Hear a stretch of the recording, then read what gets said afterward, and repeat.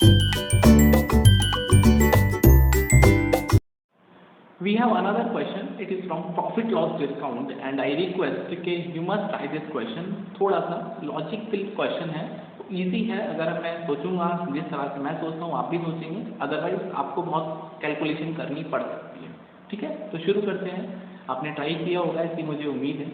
तो अमन एक आर्टिकल बेचता है बमन को 4/5 of the rate of the profit at which Boman sales to चमन. मतलब अमन बेचता है बमन को, बमन बेचा है चमन को, एंड चमन ने इसको बेचा है दमन या डेमन जो भी है, चार लोग हैं मतलब at half the rate of the profit at which Aman sold to Baman. ठीक है, इफ चमन अर्न, यहाँ से बहुत इंपॉर्टेंट लाइन है कि चमन ने अर्न किया है 1/10 ऑफ द प्रॉफिट.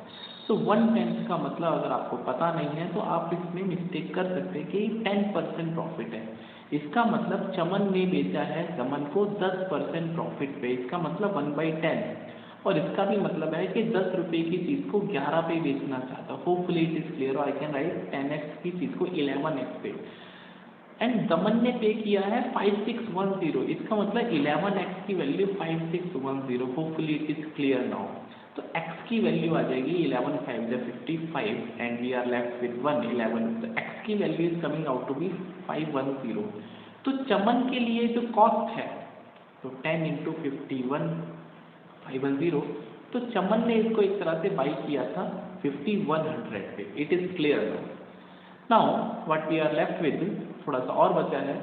तो प्राइस निकालना है बमन का. पहली लाइन को अगर मैं पढ़ता हूँ, अमन ने बेचा है बमन को 4/5 of the rate of the profit at विच बमन ने चमन को बेचा है, एंड चमन ने दमन को बेचा हाफ ऑफ द. अब ये देखो, चमन ने बेचा है दमन को half of the profit rate at which Aman ने बमन को बेचा है. तो जो भी प्रॉफिट अमन ने कमाया है उसका हाफ प्रॉफिट चमन ने कमाया है.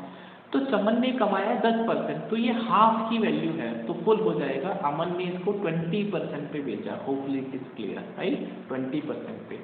और ये बोलता है कि अमन ने बेचा है 4/5 ऑफ द रेट एट विच, और ये जो वैल्यू है 20%, ये जो वैल्यू है 20%, अमन ने बेचा है बमन को 20% पे. और ये 4/5 वैल्यू है किसी नंबर की. कौन सा नंबर है? जब बमन ने चमन को बेचा है. तो 4/5 को अगर मैं P मान लेता हूँ फॉर एग्जाम्पल प्रॉफिट, तो यहाँ से P जो है वो 25% पे बेच रहा है. इसका मतलब बमन अपने आर्टिकल को 25% प्रॉफिट पे बेच रहा है. तो यहाँ से हमको सबका प्रॉफिट पता चल गया. क्वेश्चन में कुछ बचा ही नहीं है. तो क्वेश्चन बोलता है but the price paid by the Boman. ठीक है, बमन ने कितने रुपए पे किए. तो अब सोच के देखो, 25% का मतलब होता है 1/4, है ना. तो इसका मतलब अगर मैं इसको y के टर्म्स में लेता हूँ तो इसने किसी आर्टिकल को 4y में खरीदा और 25% प्रॉफिट करने का 5y में बेच दिया. यही तो मतलब है. और क्वेश्चन में मेरे हिसाब से 5y की वैल्यू 5100 रुपये है, क्योंकि जो कि चमन ने पे किया है बमन को. तो आई कैन से y की वैल्यू आ जाएगी 1020. y की value 1020 and we have to find the price that is paid by the Baman. तो बमन ने जो प्राइस पे किया है that is 4 times of y, and y I come to know कि 1020 है. तो 4080 rupees. So that was the easy question, but language बहुत गंदी थी इसमें. और अगर आप जरा सा भी मिस करते तो माइट बी पॉसिबल इस क्वेश्चन को आप और ज़्यादा टाइम में सॉल्व करते. तो see in the next video with one more concept. Till then you can connect with the selection classes. So bye, take care and happy learning.